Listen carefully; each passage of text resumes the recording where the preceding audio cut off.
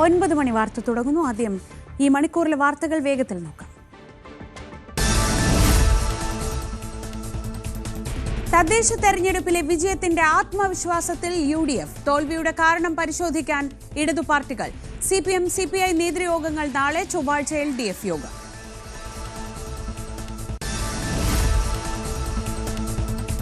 Thiruvananthapuram mayor ചർച്ചകളിലേക്ക് കടന്ന BJP. R ശ്രീലേഖയ്ക്കും VV രാജേഷിനും മുൻതൂക്കം. കൊച്ചിയിലും മേയറെ തെരഞ്ഞെടുക്കാൻ കോൺഗ്രസിൽ ചർച്ചകൾ. കോഴിക്കോട് മേയർ സ്ഥാനാർത്ഥി തോറ്റതോടെ പുതിയ പേരുകൾ തേടി UDF നേതൃത്വം.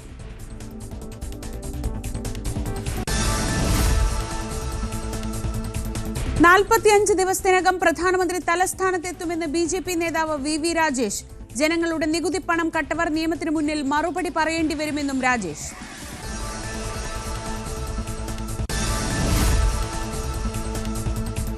കൊൽക്കത്തയിൽ ലയണൽ മെസ്സിയെ കാണാൻ കഴിയാത്തതിൽ അക്രമാസക്തരായ ആരാധകർ. ഗ്രൗണ്ടിലേക്ക് കസേരകളും കുപ്പികളും എടുത്തെറിഞ്ഞ് പ്രതിഷേധം. സംഘാടകർക്കെതിരെ കേസ്. മെസ്സിയോടും ആരാധകരോടും മാപ്പ് പറഞ്ഞ മമതാ ബാനർജി. മെസ്സിയുടെ ഇന്ത്യൻ പര്യടനം തുടരുന്നു. ഇന്ന് മുംബൈയിൽ സച്ചിനെ കാണും. രാഷ്ട്രപതി ഭരണം തുടരുന്ന മണിപ്പൂരിൽ സർക്കാർ രൂപീകരണ ചർച്ചകൾ സജീവം. മുൻ മുഖ്യമന്ത്രി ബിരേൻ സിംഗ് അടക്കം 25-ലധികം MLA-മാർ ഡൽഹിയിൽ. BJP നേതൃത്വവുമായി കൂടിക്കാഴ്ച.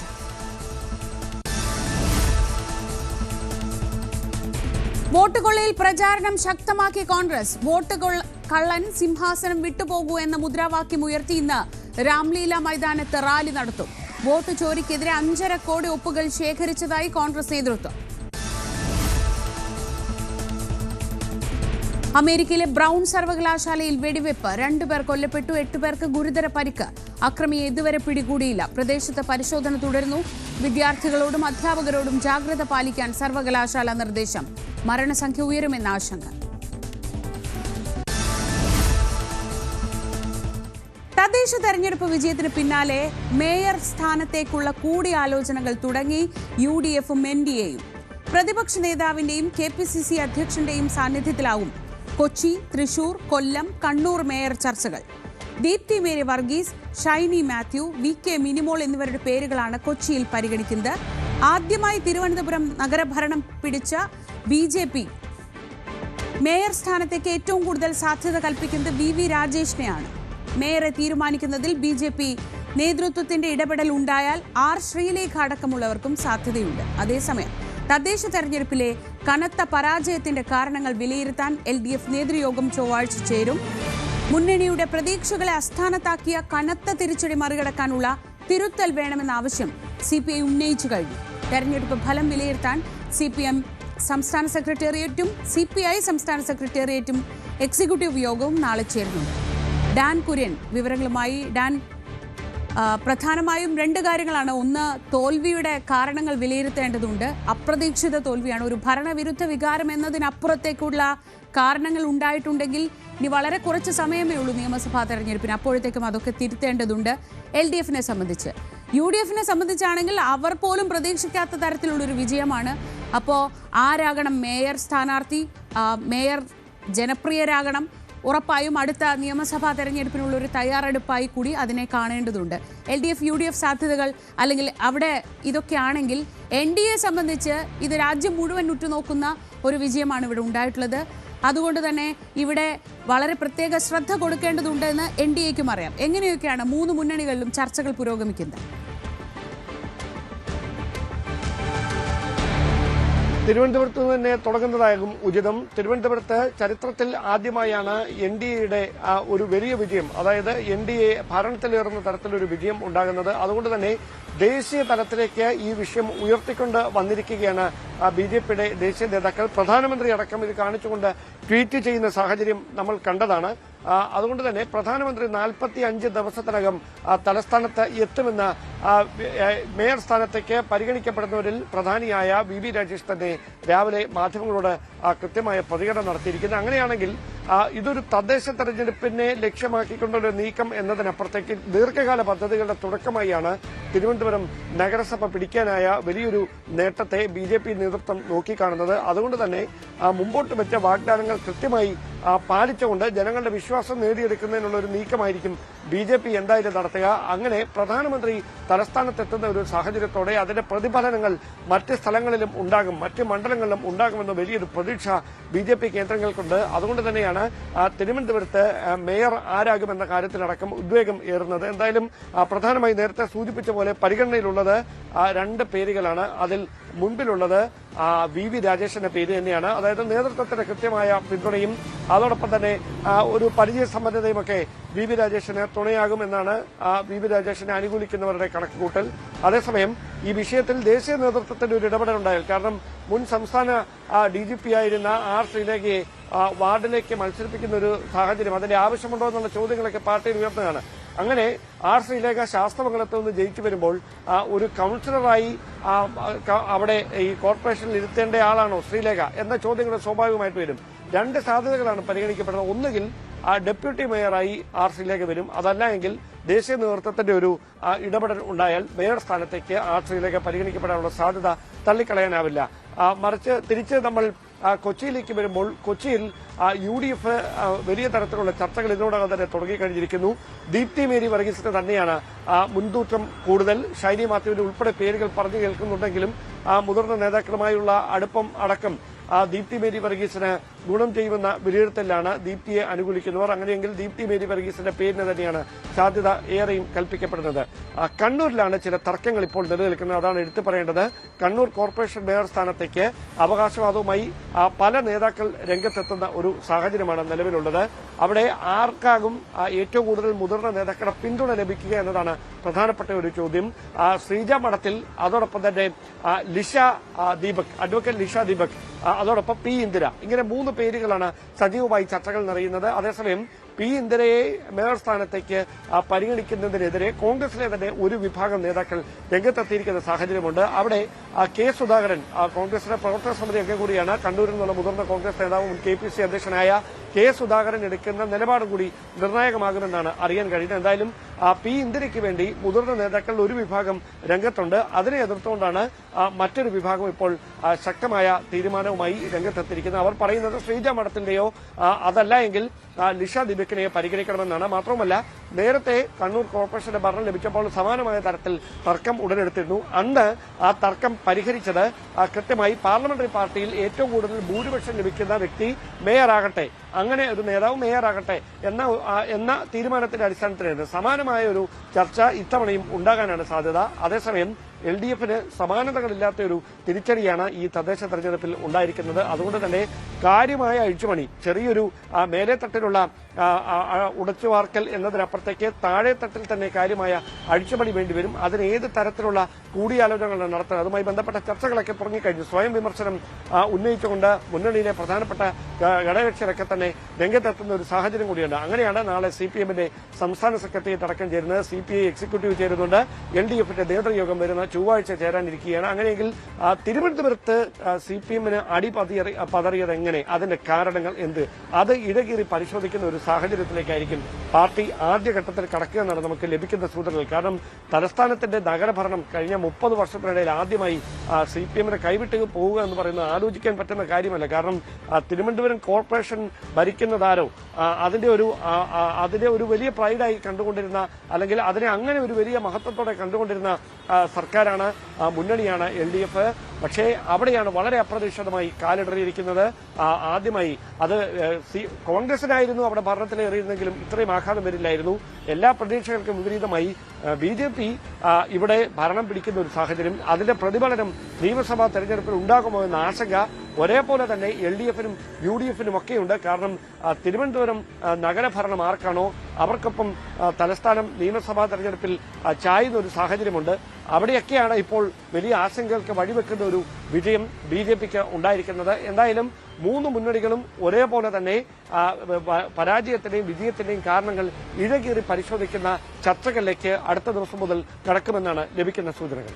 ഡാൻ കുര്യനാണ് വിവരങ്ങൾ നൽകിയത്.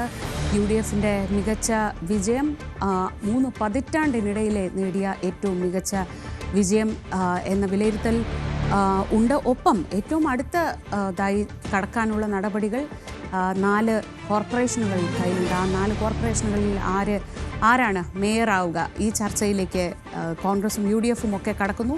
അതേസമയം LDFിനെ സംബന്ധിച്ച് അപ്രതീക്ഷിതമായ ഈ പരാജയം, ആത്മവിശ്വാസത്തോടെ പിണറായി 3.0യിലേക്ക് പോവുകയായിരുന്ന സർക്കാരിനെ സംബന്ധിച്ച് ഈ സമയത്ത് ഇതൊരു വലിയ തിരിച്ചടിയാണ്. എവിടെയാണ് പിഴച്ചത്, എന്തൊക്കെയാണ് തിരിച്ചടിച്ചത്, ഇതൊക്കെ വിലയിരുത്തേണ്ട സമയമാണ്.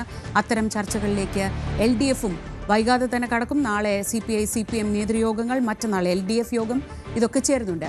NDAയെ സംബന്ധിച്ച് രാജ്യത്തേക്ക് തന്നെ ശ്രദ്ധ പോകുന്ന തരത്തിലാണ് തിരുവനന്തപുരത്തെ നഗരഭരണം പിടിച്ചിരിക്കുന്നത്. പ്രധാനമന്ത്രിയുടെ അഭിനന്ദനം അതിൻ്റെ ഒരു സൂചനയായിരുന്നു. ഇനി വളരെ ശ്രദ്ധയോടെ തന്നെ കേരളത്തിലേക്ക് BJPയും NDAയും ശ്രദ്ധ പതിപ്പിക്കും എന്നതിൻ്റെ സൂചനകളാണ് അവർ നൽകുന്നത്. അതിൻ്റെ ഭാഗമായി പ്രധാനമന്ത്രി നേരിട്ട് തന്നെ വരും.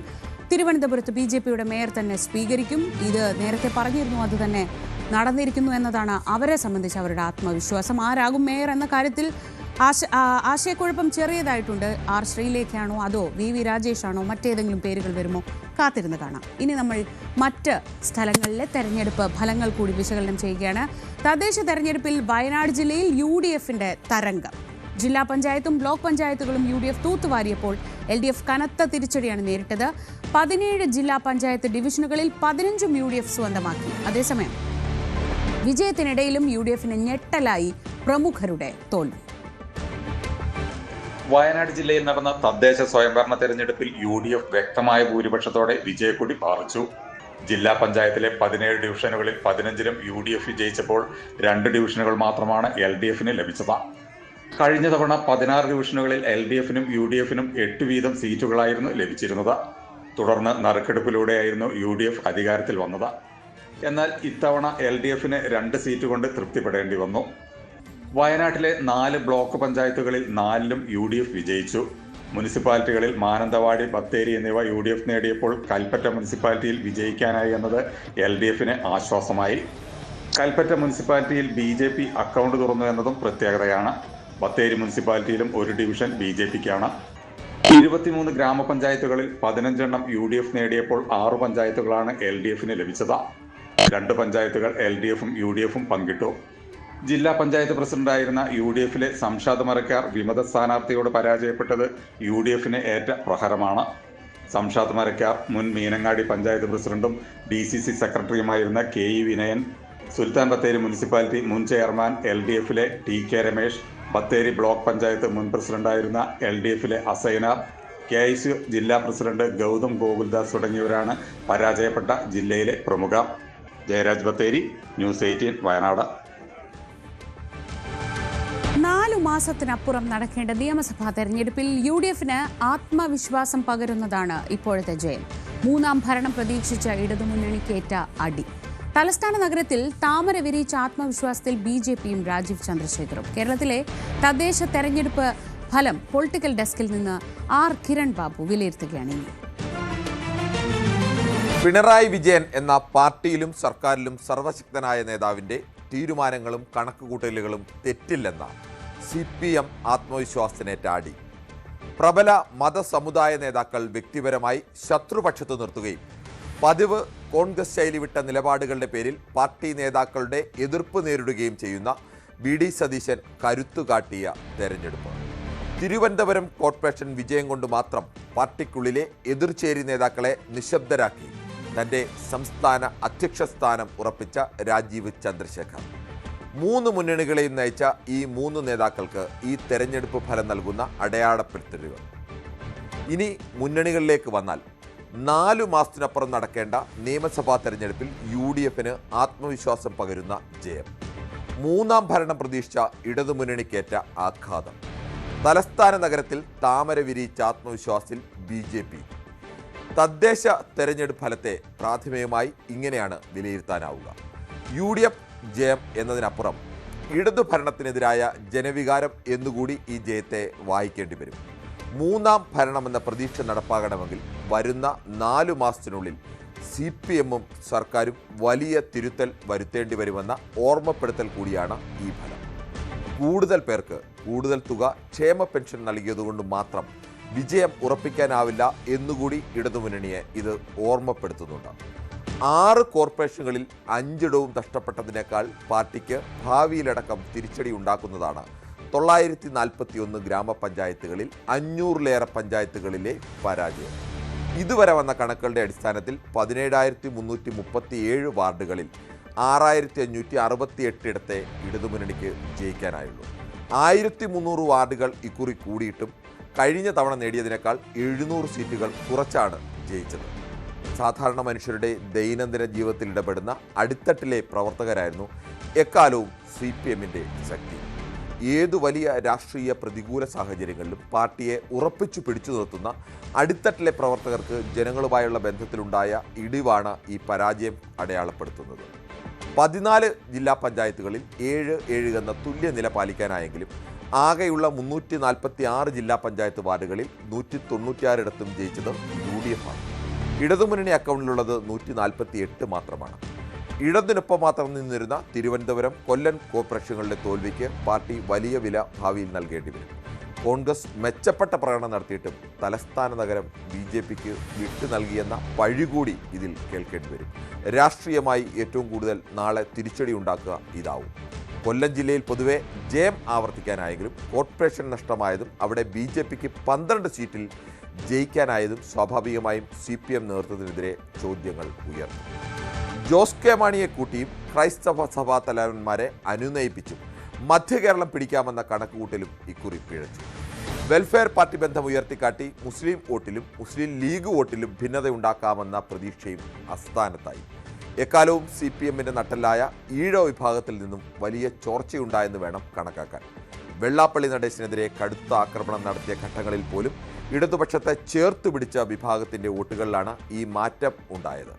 മതേതര മനസ്സിൽ വെറുപ്പ് കോരിയിട്ട വെള്ളാപ്പള്ളിയെ ചേർത്ത് പിടിച്ചത് പാർട്ടിക്ക് ഗുണമായോ ദോഷമായോ എന്നതിലും ഇനി ചർച്ച വേണ്ടിവരും.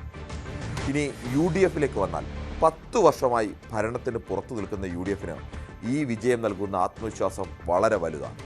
തദ്ദേശ തെരഞ്ഞെടുപ്പിൽ സർവ്വ മേഖലയിലും കഴിഞ്ഞ തവണ ഇടതുമുന്നണി നേടിയ സർവാധിപത്യം പക്ഷേ ഇക്കുറി UDFന് നേടാനായില്ല എന്ന യാഥാർത്ഥ്യം കൂടി ഒപ്പമുണ്ട്. UDF ജയത്തിൽ ഒന്നാമത്തെ ക്രെഡിറ്റ് സ്വാഭാവികമായും പ്രതിപക്ഷ നേതാവ് VD സതീശന് തന്നെയാണ്. മുന്നണിയെ മുന്നിൽ നിന്ന് നയിക്കാനും പരമാവധി പേരെ ഒപ്പം നിർത്താനും പതിവ് വിട്ട് മുന്നൊരുക്കം നടത്താനും സതീശനായിട്ടുണ്ട്. രാഹുൽ മാങ്കൂട്ടത്തിൽ വിഷയം വന്നപ്പോൾ കേരളത്തിലെ 3 മുന്നണികളുടെയും ഇത്തരം വിഷയങ്ങളിലുള്ള പതിവ് രീതികളാകെ വിട്ട് കടുത്ത നടപടികളിലേക്ക് പോയ ഉറച്ച നിലപാടിനുള്ള അംഗീകാരം കൂടിയായി വേണമെങ്കിൽ ഇതിനെ വ്യാഖ്യാനിക്കാം. മത സമുദായ നേതാക്കളിൽ പ്രബലരെന്ന് കരുതുന്ന പലരും കടുത്ത സതീശൻ വിരുദ്ധരാണ്. അവരൊക്കെ പരസ്യമായി അത് പ്രകടിപ്പിക്കുകയും ചെയ്തിട്ടുണ്ട്. പക്ഷേ അപ്പോഴും ആ വിഭാഗങ്ങൾ പെടുന്നവരെ കോൺഗ്രസിനൊപ്പം നിർത്താനായി എന്നത് ചെറുതല്ലാത്ത നേട്ടമാണ്. മധ്യകേരളത്തിലെയും ക്രൈസ്തവ വിഭാഗങ്ങൾക്കിടയിലെയും കോൺഗ്രസ് സ്വാധീനം തിരിച്ചുപിടിക്കാൻ കഴിഞ്ഞു എന്നത് ഈ തെരഞ്ഞെടുപ്പിൽ കോൺഗ്രസ് നൽകുന്ന ഏറ്റവും വലിയ പ്രതീക്ഷ കൂടിയാണ്. കേരള കോൺഗ്രസ് മാണി വിഭാഗത്തെ മുന്നണി മാറ്റത്തിന് പോലും പ്രേരിപ്പിക്കുന്നതാണ് അവരുടെ ശക്തി കേന്ദ്രങ്ങളിൽ UDF തിരിച്ചുപിടിച്ചത്. കഴിഞ്ഞ തവണത്തെ പോലെ ലീഗ് ശക്തി കേന്ദ്രങ്ങൾ മാത്രമായിരുന്നില്ല ഇത്തവണത്തെ UDF ജയം എന്നതുകൂടി ഓർക്കണം.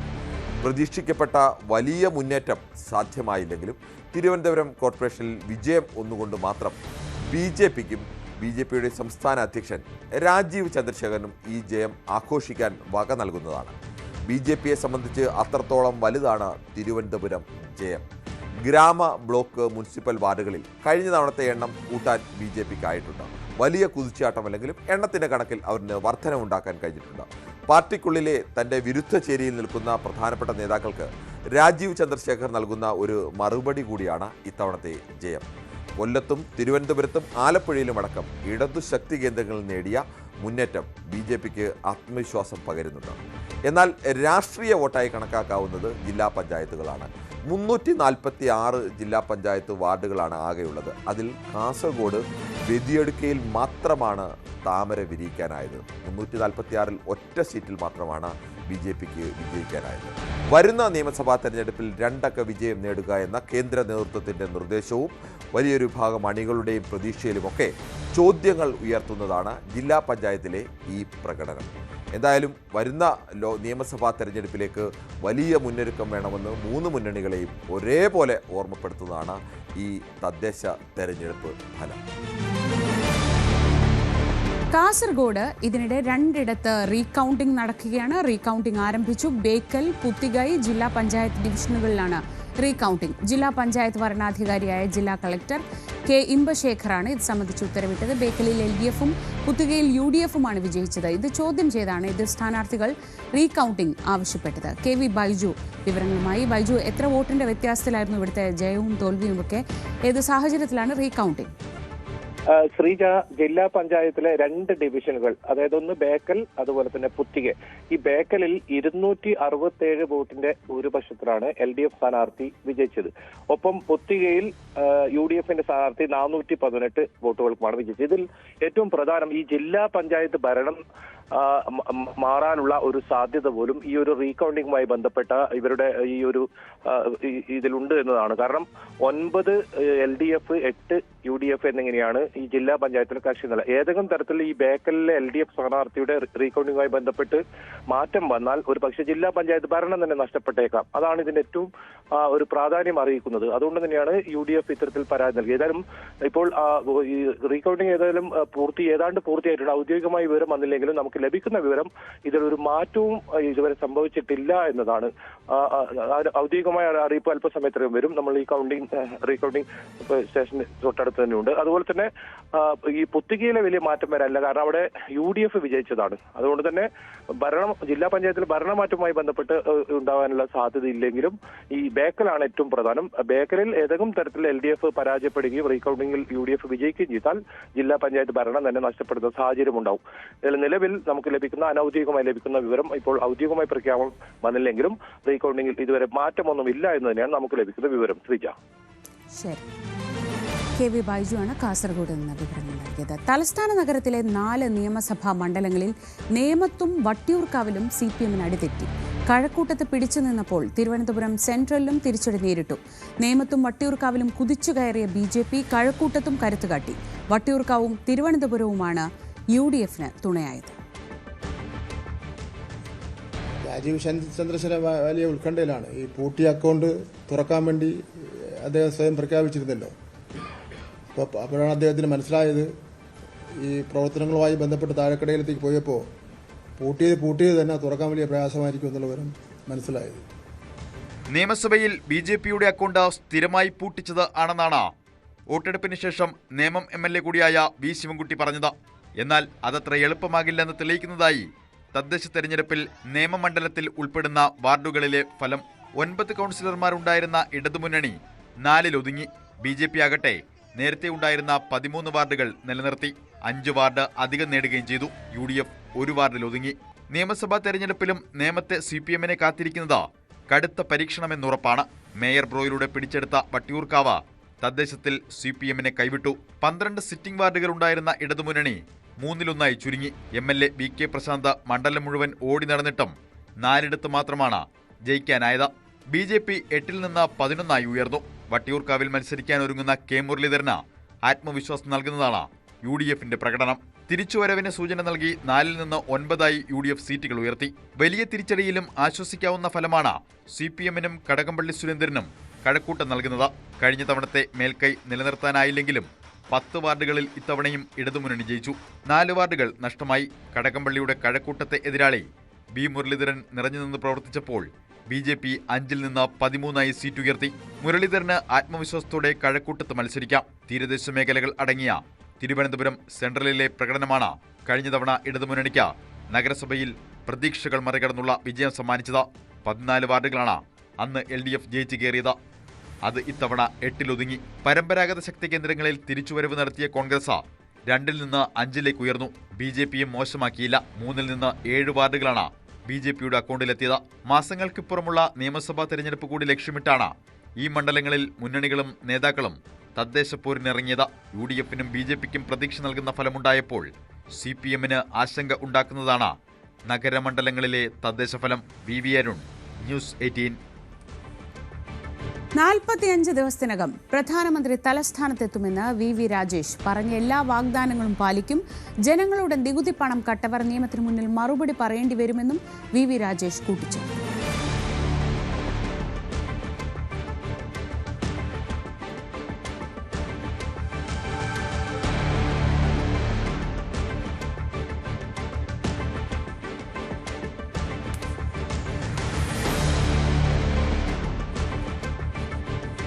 സംസ്ഥാനത്ത് തദ്ദേശ തെരഞ്ഞെടുപ്പിലെ ക്ഷീണമൊക്കെ നിൽക്കുമ്പോഴും ഇത്ര വലിയ തിരിച്ചടി തിരുവനന്തപുരം കോർപ്പറേഷനിൽ CPM ഒരിക്കലും പ്രതീക്ഷിച്ചതല്ല.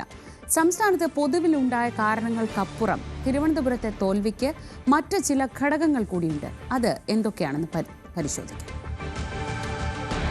എന്തുകൊണ്ട് എങ്ങനെ തിരുവനന്തപുരം കോർപ്പറേഷനിൽ ഇടതുമുന്നണി പരാജയപ്പെട്ടു? BJP അവരുടെ ചരിത്ര വിജയം എങ്ങനെ എന്തുകൊണ്ട് സ്വന്തമാക്കി? ഇത് നമുക്ക് വിശദമായി തന്നെ പരിശോധിക്കാം. തദ്ദേശ തെരഞ്ഞെടുപ്പിൽ പൊതുവിൽ CPM-നും ഇടതുമുന്നണിക്കുമുണ്ടായ തിരിച്ചടിക്ക് നിരവധി കാരണങ്ങളുണ്ട്. തദ്ദേശ തെരഞ്ഞെടുപ്പിലെ ഈ കാരണങ്ങൾ പരിശോധിക്കുമ്പോൾ ചില കാരണങ്ങൾ സംസ്ഥാന അടിസ്ഥാനത്തിലുണ്ടാവുന്ന കാരണങ്ങളാണ്, ചിലതാവട്ടെ പ്രാദേശികമായി രൂപപ്പെടുന്നതുമാണ്. അവരെ സ്വാധീനിക്കുന്ന വിഷയങ്ങൾ വ്യത്യസ്തവുമാണ്. ഇതേ കാരണങ്ങൾ തന്നെ തിരുവനന്തപുരത്തും പ്രകടമായിട്ടുണ്ട് എന്നതാണ് ചിത്രം. നമുക്ക് ആദ്യം സംസ്ഥാന കാരണങ്ങൾ പരിശോധിക്കുമ്പോൾ സംസ്ഥാന സർക്കാരിനെതിരായ വിലയിരുത്തൽ, അതായത് ഭരണവിരുദ്ധ വികാരം, അത് സ്വാഭാവികമായും തിരുവനന്തപുരത്തെ നഗരവാസികളെ സ്വാധീനിച്ചിട്ടുണ്ട്, അത് പ്രകടമായിട്ടുണ്ട്. മറ്റൊന്ന്, സർക്കാരിനെതിരെ ഏറ്റവും ശക്തമായി ഉന്നയിക്കപ്പെട്ട ശബരിമല വിഷയം, ശബരിമലയിലെ സ്വർണ്ണമോഷണ വിഷയം, അത് പ്രതിപക്ഷ രംഗത്തുള്ള കോൺഗ്രസും UDF-ഉം BJP-യും ഒരുപോലെ ഉന്നയിച്ചതാണ്.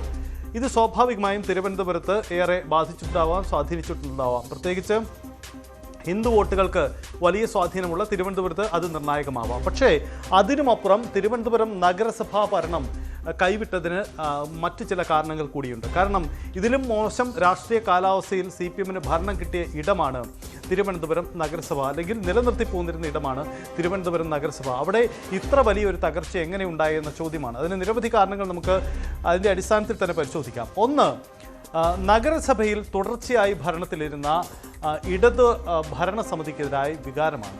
അതിന് ഒരു ഉത്തരവാദി നിലവിലുണ്ടായിരുന്ന മേയർ ആര്യ രാജേന്ദ്രൻ കൂടിയാണ്. അത് പരാമർശിക്കാതെ പോകുന്നത് ശരിയല്ല. കാരണം ആര്യ രാജേന്ദ്രനെ വലിയ സാധ്യതകളും വലിയ നേട്ടങ്ങളുമായിട്ടാണ് ഇടതുമുന്നണി മേയർ സ്ഥാനത്തേക്ക് കൊണ്ടുവരുന്നത്. സംസ്ഥാനത്തെ രാജ്യത്തെ തന്നെ ഏറ്റവും പ്രായം കുറഞ്ഞ മേയർ എന്നതായിരുന്നു ആ ചൂണ്ടിക്കാണിച്ചത്. പക്ഷേ ആ രാഷ്ട്രീയ തീരുമാനം പിഴച്ചുപോയോ എന്നതാണ് പിന്നീടുണ്ടായ ചില സംശയങ്ങൾ. അനാവശ്യമായ പല വിവാദങ്ങളും ഉണ്ടായി. മേയർ ചെന്ന് ചാടുന്നു, മേയറുടെ പക്വതക്കുറവ്, മേയറുടെ ഓഫീസിൻ്റെ ഇടപെടലുകൾ, ഏറ്റവും ഒടുവിൽ KSRTC ബസ് തടഞ്ഞ് വിവാദത്തിലടക്കം അത് പൊതുവിൽ മുന്നണിക്കും ഭരണത്തിനുമെതിരായ ഒരു പ്രതിഫലനം കൂടിയായി മാറി എന്നതാണ് സാഹചര്യം. അങ്ങനെ ഘടകങ്ങൾ ഒന്ന് പരിശോധിക്കുമ്പോൾ മേയർ എന്ന വിവാദ കേന്ദ്രം ഭരണസമിതിക്ക് പൊതുവിൽ പ്രതിസന്ധി ഉണ്ടാക്കിയിട്ടുണ്ട്. മറ്റൊന്ന്, നഗരസഭാ ഭരണവുമായി ബന്ധപ്പെട്ട് ഉയർന്ന വിവാദങ്ങളാണ്. അതിൽ ഏറ്റവും പ്രധാനമായി ചൂണ്ടിക്കാട്ടാൻ കഴിയുന്ന ഒരൊന്ന് smart city, Thiruvananthapuram smart city പ്രഖ്യാപനം. ആ പദ്ധതിയുടെ വൈകൽ വലിയധികം പ്രതിസന്ധി ഉണ്ടായി. നഗരസഭയിലെ റോഡുകളും മറ്റും ജനങ്ങളുമായി അടുത്ത് അവർക്ക് വീടിൽ നിന്ന് പുറത്തു പോലും ഇറങ്ങാൻ കഴിയാത്ത സ്ഥിതി ദീർഘനാളുകളുണ്ടായി. റോഡുകൾ കുഴിച്ചിട്ടിരിക്കുകയാണ്. റോഡ് ഗതാഗതം അങ്ങേറ്റം തകരാറിലായ അവസ്ഥയുണ്ടായി. അത് മഴക്കാലം കൂടെ വരുമ്പോൾ അങ്ങേറ്റത്തെ ഗതികേടായിരുന്നു. അങ്ങനെ സ്മാർട്ട് സിറ്റി പദ്ധതിയുടെ വൈകൽ യഥാർത്ഥത്തിൽ വലിയ പ്രതിസന്ധി ഉണ്ടാക്കി. തെരഞ്ഞെടുപ്പ് അടുത്തപ്പോഴേക്കും ആ പദ്ധതി വേഗത്തിലൊക്കെ പൂർത്തിയാക്കാൻ ശ്രമിച്ചുവെങ്കിൽ കൂടിയും ജനങ്ങളുടെ തീരുമാനം, അല്ലെങ്കിൽ ജനങ്ങളെ ഭരണസമിതിക്ക് എതിരാക്കാൻ ഒരു മുഖ്യ ഘടകമായി അത് മാറിയിട്ടുണ്ട്. പിന്നെ സ്വാഭാവികമായും ചർച്ച ചെയ്യപ്പെട്ട മാലിന്യ പ്രശ്നം, തിരുവനന്തപുരത്തെ ആ മാലിന്യ പ്രശ്നം അത് അതേ രീതിയിൽ തന്നെ തുടർന്നു. അനാവശ്യമായി ഭരണസമിതിയിലുണ്ടായ ചില വിവാദങ്ങളുണ്ട്, അതും പ്രതിസന്ധി ഉണ്ടാക്കിയിട്ടുണ്ട്. പിന്നെ സ്വാഭാവികമായ തെരുവുനായ ശൈലിയും പോലെ എല്ലായിടങ്ങളെ ബാധിക്കുന്ന പൊതുവായ വിഷയങ്ങളും അവിടെ ഘടകമായിട്ടുണ്ട്. മറ്റൊന്ന്, തുടർച്ചയായി ഭരിക്കുന്നത് കൊണ്ടാവാം CPM-നകത്തുണ്ടായിരുന്ന റിഫ്റ്റ്, ചേരി പ്രശ്നങ്ങൾ, അവിടുത്തെ തർക്ക വിഷയങ്ങളൊക്കെ ഒരു പ്രധാനപ്പെട്ട കാരണമായി തിരുവനന്തപുരത്ത് പ്രതിഫലിച്ച കാരണങ്ങളിൽ ഒന്നാണ്. പ്രത്യേകിച്ച് സംഘടനാ തലത്തിൽ CPM-നകത്ത് കോട്ടയം, തിരുവനന്തപുരം ജില്ലയ്ക്കകത്തുണ്ടായിരുന്ന ആ പ്രതിസന്ധികൾ കോർപ്പറേഷൻ ഭരണത്തെയും വെല്ലുവിളിയിലും പ്രതിസന്ധിയിലുമാക്കിയിട്ടുണ്ട് എന്നതാണ് കാരണം. ഇത്തവണത്തെ തെരഞ്ഞെടുപ്പിലേക്ക് വന്നപ്പോൾ ഇത്തവണ വിമത സ്ഥാനാർത്ഥികൾ, ഒരുപക്ഷെ CPM-ലൊന്നും അത്ര പരിചിതമല്ല, അങ്ങനെ വിമത സ്ഥാനാർത്ഥികൾ പലയിടത്തും തലപൊക്കുന്ന സാഹചര്യമുണ്ടായി. അതിനുമപ്പുറം കണക്കെടുക്കുമ്പോൾ ചിലയിടങ്ങളിൽ പാർട്ടി വോട്ടുകൾ മറുചെരിയിലേക്ക് പോകാൻ ചില ബോധപൂർവ്വ നീക്കങ്ങൾ പാർട്ടിയിൽ തന്നെ ഉണ്ടായി എന്ന ആക്ഷേപങ്ങളൊക്കെ ഉണ്ട്. അപ്പോൾ സ്വന്തം പാളയത്തിലെ പട തന്നെ CPM-ന് ഈ തോൽവിക്ക് കാരണമായിട്ടുണ്ട് എന്നതാണ് മറ്റൊരു പ്രധാനപ്പെട്ട കാര്യം.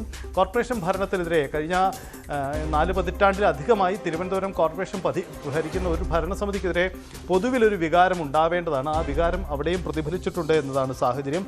അത് ഒരു പ്രധാനപ്പെട്ട വെല്ലുവിളിയായി മാറിയിട്ടുണ്ട് എന്നതാണ് തോൽവിക്ക് കാരണങ്ങൾ പരിശോധിക്കുമ്പോൾ നമുക്ക് കാണുന്നത്. ഇനി ഇപ്പോൾ നമ്മൾ പരിശോധിച്ചത് CPM-ന് എതിരായി പോയ CPM സ്വയം വരുത്തി വെച്ച ചില ഇടതുമുന്നണി സ്വയം വരുത്തി വെച്ച ചില പ്രശ്നങ്ങളാണ്. പക്ഷേ തോൽവിയിലേക്ക് നയിച്ച മറ്റു ചില കാരണങ്ങൾ കൂടി ഉണ്ടായിട്ടുണ്ട്. ആ കാരണങ്ങളിലൊന്ന് തുടർച്ചയായി കഴിഞ്ഞ 2-3 തെരഞ്ഞെടുപ്പുകളിലായി BJP-യാണ് പ്രധാന പ്രതിപക്ഷമായി രംഗത്തുള്ളത്. BJP ഇത്തവണ ഞങ്ങൾ ഭരണം പിടിക്കും എന്ന് പറഞ്ഞ് അവർ നടത്തിയ ചില മുന്നൊരുക്കങ്ങൾ അത് സ്വാഭാവികമായും വെല്ലുവിളിയായിട്ടുണ്ട്. പ്രത്യേകിച്ച് നഗര വോട്ടർമാരെ സ്വാധീനിക്കാനുള്ള വലിയ നീക്കങ്ങൾ ഉണ്ടായിട്ടുണ്ട്. കേന്ദ്രത്തിലുള്ള BJP സർക്കാർ അതിന് സമാനമായ ചില പദ്ധതികൾ തലസ്ഥാനത്തേക്ക് കൊണ്ടുവരുന്നു. വിഴിഞ്ഞമടക്കമുള്ള പദ്ധതികൾ വന്നതോടുകൂടി ഇനി തലസ്ഥാന വികസനം സാധ്യമാകണമെങ്കിൽ BJP വരണമെന്ന പ്രചരണം അതൊരു പക്ഷേ വോട്ടർമാർ ഏറ്റെടുത്തിട്ടുണ്ടാവാം. തോൽവിയിലെ മറ്റൊരു കാരണമായി നമുക്ക് പരിശോധിക്കാനാവുന്നത് അതാണ്. മറ്റൊന്ന് രാജീവ് ചന്ദ്രശേഖർ എന്ന പുതിയ നേതൃത്വമാണ്. രാജീവ് ചന്ദ്രശേഖരൻ BJP അധ്യക്ഷനായി വന്നതോടുകൂടി വികസനം എന്ന പൊതു അജണ്ട BJP-യുടെ പതിവ് അജണ്ടകൾക്ക് വ്യത്യസ്തമായി വികസനം എന്നൊരു അജണ്ട മുന്നോട്ട് വെച്ചപ്പോൾ തലസ്ഥാനവാസികളെ കൂടുതൽ ആകർഷിക്കാൻ ഒരുപക്ഷെ അത് കാരണമായിട്ടുണ്ടാവാം. ജെൻസി വോട്ടുകൾക്കൊക്കെ വലിയ സ്വാധീനമുള്ള ഇടമാണ്. അതുകൊണ്ട് തന്നെ നഗര വോട്ടുകളെ അത് സ്വാധീനിച്ചിരിക്കാം.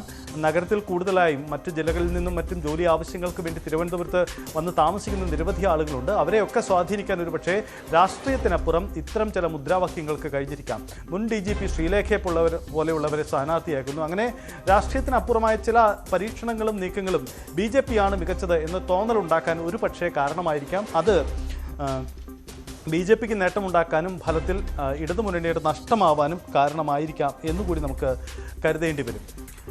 മറ്റൊന്ന് നമുക്ക് പരിശോധിക്കാനാവുന്നത് കോൺഗ്രസിൻ്റെ കടന്നുവരവാണ്. യഥാർത്ഥത്തിൽ മുഖ്യമായും പരിശോധിക്കേണ്ട ഒരു കാരണവും കോൺഗ്രസിൻ്റെ കടന്നുവരവയാണ്. കോൺഗ്രസ് ദുർബലമായപ്പോൾ അവിടെ BJP-യുടെ വളർച്ചയുണ്ടായി. ഇതാണ് CPM-ഉം ഇടതുമുന്നണിയും പൊതുവിൽ ന്യായീകരിച്ചിരുന്നത് സാഹചര്യം. ഇത്തവണ കോൺഗ്രസ് തിരിച്ചു വരാൻ പരിശ്രമിച്ചപ്പോൾ അത് BJP-യുടെ നഷ്ടമാവും എന്ന് തന്നെയാണ് ഈ കണക്കുകൂട്ടലുണ്ടായത്. പക്ഷേ തെരഞ്ഞെടുപ്പ് ഫലം വരുമ്പോൾ പരിശോധിക്കപ്പെടുമ്പോൾ സംഭവിച്ചിരിക്കുന്നതല്ല. കോൺഗ്രസിൻ്റെ തിരിച്ചുവരവ് UDF-ന്റെ തിരിച്ചുവരവ് സംഭവിച്ചിരിക്കുന്നു. അവർ 10 സീറ്റിൽ നിന്നും 19 സീറ്റിലേക്കുള്ള വളർച്ച സാധ്യമാക്കി. പക്ഷേ അവർ പിടിച്ചെടുത്ത പല സീറ്റുകളും CPM-ന്റെ അല്ലെങ്കിൽ ഇടതുമുന്നണി സ്ഥാനാർത്ഥികളുടെ സീറ്റുകളായിരുന്നു എന്നാണ് സാഹചര്യം. അതായത് ഫലത്തിൽ അത് കോൺഗ്രസിൻ്റെ വളർച്ച ഇടതുമുന്നണിയുടെ നഷ്ടമായി മാറി എന്നതാണ്. നമുക്ക് ചില മണ്ഡലങ്ങൾ തന്നെ ഉദാഹരണമായിട്ട് പറയാം. മുട്ടടയിൽ, കുന്നുകുഴിയിൽ, പാളയത്ത്, ഒപ്പം തന്നെ നന്ദൻകോട്, ഇങ്ങനെ ഇടങ്ങളിലൊക്കെ കോൺഗ്രസ് ഉണ്ടാക്കിയ പുതിയ സീറ്റുകൾ, പുതിയ വാർഡുകൾ അത് CPM-ന്റെ ഇടതുമുന്നണിയുടെ സിറ്റിംഗ് സീറ്റായിരുന്നു. സ്വാഭാവികമായും അത് CPM-ന്റെ നഷ്ടമായി BJP-യുടെ നേട്ടമായി മാറി എന്നതാണ് രാഷ്ട്രീയ ചിത്രം പരിശോധിക്കുമ്പോൾ കാണുമ്പോൾ. അതായത് രാഷ്ട്രീയ തന്ത്രം പിഴച്ചതിൻ്റെ ഒരു കാരണം കൂടി ഈ തോൽവിക്ക് കാരണമായി നമുക്ക് കാണാൻ കഴിയും. മറ്റ് വിശ്വാസ വിഷയങ്ങളെല്ലാം ഇവിടെ പ്രതിഫലിച്ചിട്ടുണ്ട്. പൊതുവിൽ CPM-ന് എന്തുകൊണ്ട് ഭരണം നഷ്ടമായി എന്ന ചോദ്യത്തിന് ഉത്തരം കാണുമ്പോൾ മറ്റിടങ്ങളിൽ നിന്നും വ്യത്യസ്തമായി ഇത്തരം ചില കാരണങ്ങൾ കൂടി കാണാതെ പോകാനാവില്ല. തിരുവനന്തപുരത്ത് തെരഞ്ഞെടുപ്പ് ഫലം വന്നതിന് പിന്നാലെ പലയിടത്തും സംഘർഷം. വിവിധയിടങ്ങളിൽ CPM BJP പ്രവർത്തകർ ഏറ്റുമുട്ടി. തൃക്കണ്ണാപുരം വാർഡിൽ BJP ഓഫീസ് CPM അടിച്ചു തകർത്തുവെന്ന് BJP ആരോപിച്ചു. എന്നാൽ ആരോപണം CPM നിഷേധിക്കുകയാണ്. CPM പ്രവർത്തകരെ BJP ആക്രമിക്കാൻ ശ്രമിച്ചുവെന്നാണ് CPM-ന്റെ മറുവാദം. തിരുവനന്തപുരത്ത് മാത്രമല്ല, സംസ്ഥാനത്തിന്റെ പല ഭാഗത്തും ഇത്തരത്തിൽ സമാനമായ സംഘർഷങ്ങളും ആക്രമണങ്ങളുമൊക്കെ ഉണ്ടായി. കോഴിക്കോട് ഏറാമല തുരുത്തിമുക്കിൽ കോൺഗ്രസ് ഓഫീസിന് നേരെ നാടൻ ബോംബെറിഞ്ഞു. LDF പ്രവർത്തകരാണ് ആക്രമണം നടത്തിയതെന്നാണ് UDF-ന്റെ പരാതി. വിവരമറിഞ്ഞ് എടച്ചേരി പോലീസ് സ്ഥലത്തെത്തി. അതേസമയം LDF സ്ഥാനാർത്ഥിയുടെ വീട്ടിൽ കയറി അതിക്രമം കാട്ടിയെന്നാരോപിച്ച് സംഘടിച്ചെത്തിയ പ്രവർത്തകർ നേരത്തെ തകർത്ത ഓഫീസിന് നേരെ വീണ്ടും ആക്രമം അഴിച്ചുവിടുകയും ഇന്ദിരാഗാന്ധിയുടെ സ്തൂപം തകർക്കുകയും ചെയ്തു. സംഘർഷ സാധ്യത കണക്കിലെടുത്ത് സ്ഥലത്ത് വൻ പോലീസ് സന്നാഹം ഇപ്പോഴുമുണ്ട്. കണ്ണൂർ പാറാട് ഇന്നലെ ഉണ്ടായ സംഘർഷത്തിൽ പോലീസ് കേസെടുത്തു. 60ഓളം CPM പ്രവർത്തകർക്കെതിരെയും കോൺഗ്രസ് ലീഗ് പ്രവർത്തകർക്കെതിരെയുമാണ് നടപടി. കുന്നോത്തുപറമ്പ് പഞ്ചായത്തിലെ LDF തോൽവിക്ക് പിന്നാലെയായിരുന്നു സംഘർഷം. നിരവധി LDF UDF പ്രവർത്തകർക്ക് പരിക്കേറ്റു. പാനൂർ പോലീസാണ് സംഭവത്തിൽ കേസെടുത്തത്.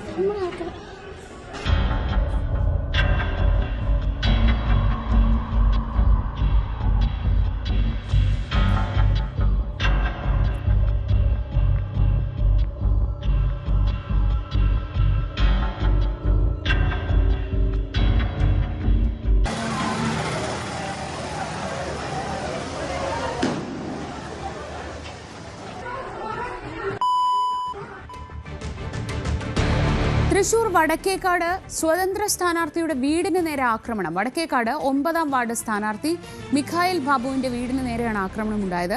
കോൺഗ്രസ് സ്ഥാനാർത്ഥി നബീൽ വിജയിച്ചതോടെ മിഖായിൽ ബാബുവിന്റെ ഉടമസ്ഥതയിലുള്ള സ്ഥാപനത്തിലും വീട്ടിലുമെത്തി ഒരു സംഘം ആക്രമണം നടത്തുകയായിരുന്നു. സംഭവത്തിൽ ബാബു വടക്കേക്കാട് പോലീസിൽ പരാതി നൽകി. NDA അഭിമാനിക്കാവുന്ന വിജയം പലയിടത്തും നേടുമ്പോഴും വലിയ തിരിച്ചടിയായി മാറിയത് പന്തളമാണ്. കഴിഞ്ഞ തവണ അഭിമാന വിജയം നേടിയ പന്തളം നഗരസഭ നഷ്ടമായത് വലിയ തിരിച്ചടിയാണ് BJPയെ സംബന്ധിച്ച്. ശബരിമലയിലെ സ്വർണ്ണപ്പാളി മോഷണം അടക്കം വലിയ വിഷയമായിട്ടും തെരഞ്ഞെടുപ്പിൽ NDA ഇവിടെ 3ാം സ്ഥാനത്തേക്ക് പിന്തള്ളപ്പെട്ടു. 34-ൽ 14 സീറ്റുകൾ നേടി LDF ഇവിടെ മുന്നിലെത്തിയപ്പോൾ NDAയുടെ 18 സീറ്റുകൾ ഇത്തവണ പകുതിയായി കുറഞ്ഞു. റാന്നി പെരുന്നാട് പഞ്ചായത്തിലെ ശബരിമല വാർഡിലും BJPക്ക് കനത്ത തിരിച്ചടിയാണ് ഉണ്ടായത്. നിയമസഭാ തെരഞ്ഞെടുപ്പിലും ശബരിമലയിലെ സ്വർണ്ണമോഷണം പ്രധാന വിഷയമായി ഉയർത്തിക്കാട്ടാനിരിക്കുന്ന BJPയെ പ്രതിരോധിക്കാൻ LDFന് കിട്ടിയ പിടിവള്ളിയാണ് പന്തളത്തെ നേട്ടം. കഴിഞ്ഞ തദ്ദേശ തെരഞ്ഞെടുപ്പിൽ BJP ഏറ്റവും അഭിമാനാർഹമായ വിജയം നേടിയ സ്ഥലമായിരുന്നു പന്തളം നഗരസഭ. തെക്കൻ കേരളത്തിൽ അന്ന് BJP അധികാരത്തിലേറിയ ഏക നഗരസഭ. ശബരിമല സ്ത്രീ പ്രവേശന വിഷയമായിരുന്നു പന്തളത്തെ കാവ് പുതപ്പിക്കാൻ BJPക്ക് തുണയായത്. സ്ത്രീ പ്രവേശനത്തിനെതിരെ നാമജപ ഘോഷയാത്രയുമായി തെരുവിലിറങ്ങിയ വീട്ടമ്മമാരടക്കമുള്ളവർ താമരയ്ക്ക് വോട്ടുകുത്തി. പന്തളത്തെ ആ മിന്നുന്ന വിജയം പാർട്ടി നേതാക്കൾ അന്നേറെ ഉയർത്തിക്കാട്ടിയിരുന്നു. എന്നാൽ 5 വർഷത്തിനിപ്പുറം പന്തളത്തെ വോട്ടർമാർ NDAയെ കൈവിട്ടത് എന്താണ്? പന്തളത്തെ ഈ പരാജയം BJP ചോദിച്ചു വാങ്ങിയതാണെന്ന് വേണമെങ്കിൽ പറയാം. 18 സീറ്റുകളിൽ വിജയിച്ചാണ് 2020-ൽ NDA പന്തളത്ത് ഭരണം പിടിച്ചത്. LDF 9 സീറ്റിലും UDF 5 സീറ്റിലും ഒതുങ്ങി. എന്നാൽ അധികാരത്തിലെത്തിയ വോട്ടർമാരെ കൊഞ്ഞനം കുത്തുന്ന തരത്തിലായിരുന്നു ഏറിയ കാലവും നഗരസഭാ ഭരണം. പാർട്ടിയിലെ പടലപ്പിണക്കം നഗരസഭാ ഭരണത്തിലും പലവട്ടം പ്രതിഫലിച്ചു. വിമത ശല്യം മൂലം ഭരണം നഷ്ടപ്പെട്ടേക്കുമെന്ന അവസ്ഥ വരെയുണ്ടായി. ആദ്യം നഗരസഭാ ചെയർപേഴ്സണായിരുന്ന Susheela Santhosh, deputy chairperson U Ramya എന്നിവർക്കെതിരെ BJPയിലെ വിമതന്റെ സഹായത്തോടെ LDF അവിശ്വാസ പ്രമേയം കൊണ്ടുവന്നു. ഇത് ചർച്ചയ്ക്കെടുക്കുന്നതിന് തലേ ദിവസം ഇരുവരും രാജിവെച്ചു. എന്നാൽ വീണ്ടും നടന്ന ഭരണസമിതി തെരഞ്ഞെടുപ്പിൽ വിമർശനം ഉയർത്തിയവരെയും സ്വതന്ത്രനെയും ഒപ്പം നിർത്തി ഭരണം നിലനിർത്താൻ NDAയ്ക്ക് കഴിഞ്ഞു. അച്ഛൻ കുഞ്ഞു ജോണാണ് നഗരസഭാ അധ്യക്ഷനായത്. തദ്ദേശ ഭരണ വകുപ്പിന്റെ ചരിത്രത്തിൽ ആദ്യമായി നഗരസഭാ കൗൺസിൽ പിരിച്ചുവിടണമെന്നാവശ്യപ്പെട്ട് നഗരസഭാ സെക്രട്ടറി തന്നെ സർക്കാരിനെ സമീപിക്കുന്ന അപൂർവ നടപടിക്കും BJPക്ക് ഭൂരിപക്ഷമുള്ള കൗൺസിൽ വിധേയമായിരുന്നു. 2021-22 ബജറ്റ് യഥാസമയം പാസാക്കിയില്ലെന്നും വ്യാജമായിരുന്നെന്നും ചൂണ്ടിക്കാട്ടി അന്ന് സെക്രട്ടറി ആയിരുന്ന S ജയകുമാറാണ് സർക്കാരിനെ സമീപിച്ചത്. ഇതിൽ ആദ്യ നടപടിയായി സർക്കാർ നഗരസഭയുടെ അഭിപ്രായം തേടിയപ്പോൾ 19 കൗൺസിലർമാർ കൗൺസിൽ പിരിച്ചുവിടരുതെന്ന് ആവശ്യപ്പെട്ടു. പിന്നീട് ഇക്കാര്യത്തിൽ നടപടികളൊന്നും ഉണ്ടായില്ല. അധ്യക്ഷയും കൗൺസിലറും തമ്മിലുണ്ടായ തർക്കത്തിന്റെ വീഡിയോ പുറത്തായതും കൗൺസിലർക്കെതിരായ കൈക്കൂലി ആരോപണവും അടക്കം വിവാദങ്ങൾ നിറഞ്ഞ 5 വർഷമാണ് BJP ഭരണസമിതി പൂർത്തിയാക്കിയത്. ഉജ്ജ്വല ജയം നേടിയിട്ടും ഭരണനഷ്ടമുണ്ടാവുകയെന്ന പ്രതിസന്ധി അന്ന് മറികടക്കാനായെങ്കിലും തെരഞ്ഞെടുപ്പിൽ ഭരണത്തുടർച്ച നിലനിർത്താനാകാത്തത് അവർക്ക് കനത്ത തിരിച്ചടിയായി. പന്തളം നഗരസഭയിൽ 14 സീറ്റുകളിലാണ് ഇത്തവണ LDFന്റെ ജയം. 11 സീറ്റുകളിൽ UDF സ്ഥാനാർത്ഥികളും ജയിച്ചു. NDA ഇത്തവണ 9 സീറ്റുകളിലൊന്നും. പന്തളത്ത് ഏറ്റവും അധികം സീറ്റുകൾ നേടുന്ന മുന്നണിയാകാനായത് സംസ്ഥാന തലത്തിൽ കനത്ത തിരിച്ചടിയേറ്റ ഇടതുപക്ഷത്തിന് പറഞ്ഞു നിൽക്കാനുള്ള പിടിവള്ളിയാണ്. ശബരിമല സ്വർണ്ണപ്പാളി അടക്കമുള്ള വിവാദങ്ങൾ പന്തളത്ത് വലിയ തോതിൽ ചർച്ചയായിരുന്നു. വിഷയം NDA ഏറെ ഉയർത്തിക്കാട്ടുകയും ചെയ്തു. എന്നാൽ ഇത് വോട്ടാക്കി മാറ്റുന്നതിൽ അവർ പരാജയപ്പെട്ടുവെന്ന് വേണം തെരഞ്ഞെടുപ്പ് ഫലം വരുമ്പോൾ വിലയിരുത്താൻ. ശബരിമല ക്ഷേത്രം സ്ഥിതി ചെയ്യുന്ന പത്തനംതിട്ട റാന്നി പെരുന്നാട് ഗ്രാമപഞ്ചായത്തിലെ ശബരിമല വാർഡിലും LDF അപ്രതീക്ഷിത വിജയം നേടി. BJPയുടെ സിറ്റിംഗ് വാർഡായിരുന്നു ശബരിമല. എന്നാൽ ഇക്കുറി BJP സ്ഥാനാർത്ഥി ഇവിടെ 3ാം സ്ഥാനത്തേക്ക് പിന്തള്ളപ്പെട്ടു. LDF UDF സ്ഥാനാർത്ഥികൾക്ക് തുല്യ വോട്ട് ലഭിച്ചതോടെ ടോസ് ചെയ്താണ് LDF സ്ഥാനാർത്ഥി വിജയിച്ചതായി പ്രഖ്യാപിച്ചത്. CPMന്റെ PS ഉത്തമനും കോൺഗ്രസിന്റെ അമ്പിളി സുജസിനും 268 വോട്ട് വീതം ലഭിച്ചതിനെ തുടർന്നാണ് ടോസ് വേണ്ടി വന്നത്. BJP സ്ഥാനാർത്ഥി രാജേഷിന് ലഭിച്ചതാകട്ടെ 232 വോട്ടുകൾ മാത്രമാണ്. വരുന്ന നിയമസഭാ തെരഞ്ഞെടുപ്പിലും ശബരിമലയുമായി ബന്ധപ്പെട്ട വിവാദങ്ങൾ പ്രചാരണ വിഷയങ്ങളാകുമെന്ന് ഉറപ്പാണ്. അതിനെ ഇടതുപക്ഷം പ്രതിരോധിക്കുക പന്തളത്തെ വിജയം ഉയർത്തിക്കാട്ടിക്കൊണ്ടുകൂടിയാകും. പോലീസ് അന്വേഷിക്കുന്ന പ്രതി ഒളിവിലിരുന്ന് മത്സരം ജയിച്ചതിനും ഇത്തവണത്തെ തെരഞ്ഞെടുപ്പ് സാക്ഷിയായി. കോഴിക്കോട് താമരശ്ശേരിയിലെ ഏറെ വിവാദമായ ഫ്രഷ് കട്ട് കോഴി അറവ് മാലിന്യ സംസ്കരണ പ്ലാന്റ് സമരസമിതി ചെയർമാൻ സൈനുൽ അബിദീൻ എന്ന ബാബു കുടുക്കിലാണ് ജയിച്ചത്. വിവാദമായ ഫ്രഷ് കട്ട് സമരത്തെ തുടർന്ന് 2 കേസുകളിൽ പ്രതിയായ ഇദ്ദേഹത്തിന് പ്രചാരണത്തിനിറങ്ങാനോ വോട്ട് ചെയ്യാനോ പോലും സാധിച്ചിരുന്നില്ല. താമരശ്ശേരി പഞ്ചായത്തിലെ 11ാം വാർഡായ കരികമണ്ണയിൽ മുസ്ലിം ലീഗ് സ്ഥാനാർത്ഥിയായി മത്സരിച്ച ബാബു വിജയിച്ചത് 225 വോട്ടുകളുടെ ഭൂരിപക്ഷത്തിൽ. ഒരു ദിവസം പോലും പ്രചാരണത്തിനിറങ്ങാതെ ഒളിവിലിരുന്ന് തെരഞ്ഞെടുപ്പിൽ ജയിക്കുക. അങ്ങനെ മിന്നുന്ന ജയം നേടിയ ഒരു സ്ഥാനാർത്ഥിയുണ്ട് കോഴിക്കോട് താമരശ്ശേരിയിൽ. കട്ടിപ്പാറയിലെ ഫ്രഷ് കട്ട് കോഴിയറവ് മാലിന്യ സംസ്കരണ പ്ലാന്റിന് എതിരായ സമരസമിതിയുടെ ചെയർമാൻ സൈനുൽ ആബിദീൻ എന്ന ബാബു കുടുക്കിൽ. താമരശ്ശേരി പഞ്ചായത്ത് 11-ാം വാർഡായ കരിങ്ങമണ്ണയിൽ മുസ്ലിം ലീഗ് സ്ഥാനാർത്ഥിയായി മത്സരിച്ച ബാബു വിജയിച്ചത് 225 വോട്ടുകളുടെ ഭൂരിപക്ഷത്തിനാണ്. ഫ്രഷ് കട്ട് പ്ലാന്റിലേക്ക് അതിക്രമിച്ച് കയറി അക്രമം നടത്തിയെന്നാരോപിച്ച് സെപ്റ്റംബർ 21-ന് താമരശ്ശേരി പോലീസ് രജിസ്റ്റർ ചെയ്ത കേസിൽ പ്രതിയാണ് ബാബു കുടുക്കിൽ. ജാമ്യമില്ലാ വകുപ്പ് പ്രകാരം കേസെടുത്തതോടെയാണ് അദ്ദേഹം നാട്ടിൽ നിന്ന് മാറി നിന്നത്. അതിനു പിന്നാലെ ഒക്ടോബർ 21-ന് നടന്ന ഫ്രഷ് കട്ട് സംഘർഷത്തിലും ബാബു പ്രതിയേർക്കപ്പെട്ടു. പ്ലാന്റിൽ അതിക്രമിച്ച് കയറി തൊഴിലാളികളെ ആക്രമിക്കാൻ ഗൂഢാലോചന നടത്തിയെന്ന പേരിലായിരുന്നു കേസ്. വിദേശത്തേക്ക് കടന്ന ബാബുവിനായി പോലീസ് ലുക്കൌട്ട് സർക്കുലറും പുറത്തിറക്കി. എന്നാൽ പോലീസിന്റെ കണ്ണുവെട്ടിച്ച് ഏറെ സാഹസികമായിരുന്നു ബാബുവിന്റെ നീക്കങ്ങൾ. ബാബു കുടുക്കിൽ സ്ഥാനാർത്ഥിയാകുമെന്നറിഞ്ഞപ്പോൾ തന്നെ നാട്ടിലെത്തിയാലുടൻ പിടികൂടാൻ പോലീസ് ശ്രമം തുടങ്ങി. എന്നാൽ വിദേശത്ത് നിന്ന് നേപ്പാളിൽ വിമാനമിറങ്ങിയ ബാബു റോഡ് മാർഗം ഇന്ത്യയിലെത്തുകയായിരുന്നു. പിന്നീട് ആഭ്യന്തര ഫ്ലൈറ്റിൽ കോഴിക്കോടേക്കും എത്തി. പോലീസിന്റെ കണ്ണുവെട്ടിച്ച് നാമനിർദ്ദേശ പത്രിക സമർപ്പിച്ചു. വീണ്ടും ഒളിവിൽ പോയതിനാൽ ഒരു ദിവസം പോലും പ്രചാരണത്തിനിറങ്ങാനായില്ല. ബാബു വോട്ട് ചെയ്യാൻ എത്തുമെന്ന് കരുതി ബൂത്തിലടക്കം പോലീസ് എത്തി. Thamarassery block Congress committee vice president Balakrishnan Pullangode ഇതേ വാർഡിൽ സ്വതന്ത്ര സ്ഥാനാർത്ഥിയായി മത്സരത്തിനിറങ്ങിയതും ബാബുവിന് കൂടുതൽ ഭീഷണി ഉയർത്തിയിരുന്നു. എന്നാൽ നാട്ടുകാർ ബാബുവിനൊപ്പം നിന്നു. ഫ്രഷ് കട്ട് വിഷയത്തിൽ ജനങ്ങൾക്കിടയിലുള്ള പിന്തുണ കൂടിയാണ് ബാബുവിന് വോട്ടായി മാറിയത് എന്നതാണ് യാഥാർത്ഥ്യം. ന്യൂസ് 18 താമരശ്ശേരി. കൊച്ചി കോർപ്പറേഷനിൽ റിബലുകൾ കോൺഗ്രസിന് കാര്യമായ ഭീഷണിയായില്ല. വലിയ ആശങ്കയുണ്ടായിരുന്നു റിബലുകളുടെ കാര്യത്തിൽ. പക്ഷേ ഈ 13 വിമതരിൽ ചുള്ളിക്കൽ ഡിവിഷനിൽ നിന്ന് ജയിച്ച സിറ്റിംഗ് കൗൺസിലർ കൂടിയായ ബാസ്റ്റിൻ ബാബു മാത്രമാണ് ജയിച്ചത്. താൻ ഇപ്പോഴും കോൺഗ്രസുകാരനാണെന്നും പാർട്ടിയിലേക്ക് തിരിച്ചെടുക്കുമെന്നുമുള്ള പ്രതീക്ഷയിലാണ് ബാസ്റ്റിൻ. കൊച്ചി കോർപ്പറേഷനിലെ തെരഞ്ഞെടുപ്പ് പ്രചാരണത്തിലേക്ക് ഇറക്കുമ്പോൾ യുഡിഎഫിന് ഏറ്റവും വലിയ തലവേദനയുണ്ടായിരുന്ന യുഡിഎഫ് റിബലുകളെ ഉണ്ടായിരുന്നു. 13 പേരോളം റിബലുകൾ ഉണ്ടായിരുന്നു. എന്നാൽ ഇപ്പോൾ വലിയ മികച്ച വിജയം യുഡിഎഫ് കോൺഗ്രസ് ഇവിടെ നേടിയിരിക്കുന്നു. കോൺഗ്രസ് റിബലുകൾ എന്ന അടയാളപ്പെടുത്തിയിൽ ഒരാൾ മാത്രമാണ് ജയിച്ചത്. അത് സിറ്റിംഗ് കൌൺസിലറായ ബാസ്റ്റിൻ ബാബുവാണ്. മറ്റെല്ലാവരും തന്നെ പരാജയപ്പെട്ടു. ബാസ്റ്റിൻ വിജയിച്ചു. എന്തായിരുന്നു ബാസ്റ്റിൻ അതിലെ വിജയിക്കാനുള്ള ഒരു പ്രധാന കാരണം? മറ്റൊന്നുമല്ല, നമ്മളെ പ്രവർത്തനം ജനങ്ങൾ വിലയിരുത്തി അതിനൊരു അംഗീകാരം തന്നെന്ന് ഞാൻ പറയുള്ളൂ. കാരണം ഞാൻ തൊട്ടടുത്ത ഡിവിഷനിലാണ് മത്സരിച്ചത്. ഞാൻ കൌൺസിലറിന്റെ തൊട്ടടുത്ത ഡിവിഷനിലാണ് മത്സരിച്ചത്. അപ്പോൾ അവരെല്ലാവരും നോക്കിക്കാണും നമ്മുടെ പ്രവർത്തനങ്ങളെല്ലാം 5 വർഷക്കാലം അവർ വളരെയധികം ശ്രദ്ധയോടെ വീക്ഷിക്കുന്നവരാണ്. അപ്പോൾ ആ ഒരു ഇവിടെ നടത്തിയ ഒരു പ്രവർത്തനത്തിന്റെ ഒരു അംഗീകാരം ജനങ്ങൾ തന്നു എന്നുള്ളതാണ്. അതിൽ വേറെ ഒന്നും ഞാനൊരു റിബലാണെന്നോ അല്ലെങ്കിൽ ഞാനൊരു മത്സരിച്ചെന്നോ അങ്ങനെയൊന്നുമല്ല. ഞാനൊരു കോൺഗ്രസ്സുകാരനാണ്. ഞാൻ ജന്മം കൊണ്ടും കോൺഗ്രസ്സുകാരനാണ്, കർമ്മം കൊണ്ടും കോൺഗ്രസ്സുകാരനാണ്. പക്ഷെ സ്ഥാനാർത്ഥി നിർണയത്തിലെ ചെറിയൊരു വീഴ്ച അത് ഞാൻ ചൂണ്ടിക്കാണിച്ചിട്ടും അതിനൊരു തീരുമാനം എടുത്തില്ല. അപ്പം അതുകൊണ്ട് എൻ്റെ ഒരു ജനപിന്തുണ, എനിക്ക് ജനങ്ങളോടുള്ളൊരു വിശ്വാസം, അവർക്ക് എന്നോടൊരു വിശ്വാസം കാണിക്കാൻ വേണ്ടി മാത്രം ഞാൻ മത്സരിച്ചതാണ്. അത് ജനം തെളിയിച്ചു. മികച്ച ഭൂരിപക്ഷത്തോടുകൂടി 618 വോട്ടിന്റെ ഭൂരിപക്ഷത്തോടുകൂടി ജനങ്ങളെ, ഞാൻ ആരെയും തോപ്പിച്ചിട്ടില്ല, ജനങ്ങളാണ് വിജയത്. ഈ മേഖലയിൽ ഉണ്ടായിരുന്ന ഒരു ചവറ് സംഭരണ കേന്ദ്രമൊക്കെയാണ്. അതെല്ലാം മാറ്റി അവിടെ ടർഫ് കൊണ്ടുവന്നു. മറ്റു ഈ നമ്മളിപ്പോൾ നിൽക്കുന്ന ഒരു മോഡൽ റോഡ് എന്ന് പറഞ്ഞാൽ ഏതാണ്ട് സ്മാർട്ട് റോഡ് 35 ലക്ഷത്തോളം രൂപ. ഈ നവീകരണ കാര്യങ്ങളും എല്ലാം കൊണ്ട് അത് അടുത്ത വാർഡും അവരെ ഇഷ്ടപ്പെട്ടുകൊണ്ടൊന്ന് വിളിച്ചുകൊണ്ട് പോകുന്ന പോലെയാണ് അന്ന് കണ്ടപ്പോൾ തോന്നുന്നത്. അതെ അതെ അതെ തീർച്ചയായിട്ടും അന്ന് വന്നപ്പോൾ തന്നെ കണ്ടായിരുന്നല്ലോ. കാരണം ആ വാർഡിനെ സംബന്ധിച്ചിടത്തോളം നിറച്ച് വെള്ളക്കെട്ട് കാര്യങ്ങളൊക്കെ ഉള്ളൊരു വാർഡാണ്. അപ്പൊ അവരും ആഗ്രഹിക്കുന്നത് ഇതേപോലെ ഒരു മാറ്റമാണ് എല്ലാവരും ആഗ്രഹിക്കുന്നത്. ഇപ്പൊ ആ വാർഡുകാർ മാത്രമല്ല, കൊച്ചിയിലെ എല്ലാ വാർഡിലുള്ളവരും ഇതേപോലത്തെ ഒരു മാറ്റം പ്രതീക്ഷിക്കുന്നവരാണ്. ഒരു സംശയമില്ല.